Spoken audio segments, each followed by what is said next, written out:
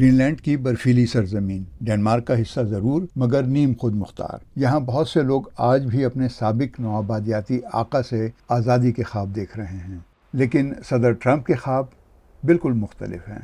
نقشہ صاف بتاتا ہے کہ اس وسیع شمالی جزیرے کی اتنی اسٹریٹجک اہمیت کیوں ہے۔ آرکٹک کے اہم بحری راستوں کے قریب اور زمین قیمتی معدنیات سے بھری ہوئی۔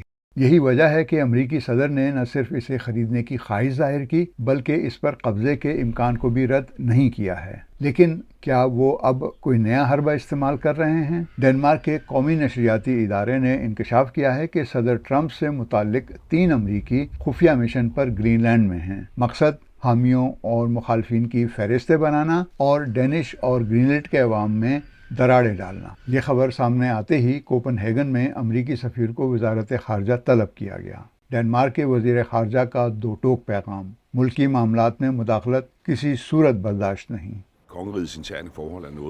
سلطنت کے داخلی معاملات کو اندرونی طور پر گرین لینڈ اور ڈنمارک کے درمیان مکالمے کے ذریعے حل کیا جانا چاہیے۔ ہم شفاف جمہوریتوں میں رہتے ہیں اور اگر کوئی یہ سمجھتا ہے کہ وہ اسے خفیہ سازشوں کے ذریعے متاثر کر سکتا ہے تو یہ ریاستوں کے باہمی تعاون کے طریقہ کار کے منافی ہے۔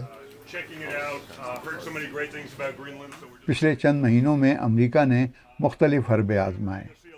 پہلے ٹرمپ نے نرمی دکھائی، اپنے بیٹے کو اچانک وہاں تعطیلات پر بھیجا۔ پھر مارچ میں نائب صدر کو بنا بلائے امریکی فضائی اڈے کے دورے پر روانہ کیا، جن کا لہجہ زیادہ دھمکی آمیز تھا۔ ڈنمارک کے لیے ہمارا پیغام بالکل سادہ ہے۔ آپ نے گرین لینڈ کے عوام کے ساتھ اچھا سلوک نہیں کیا۔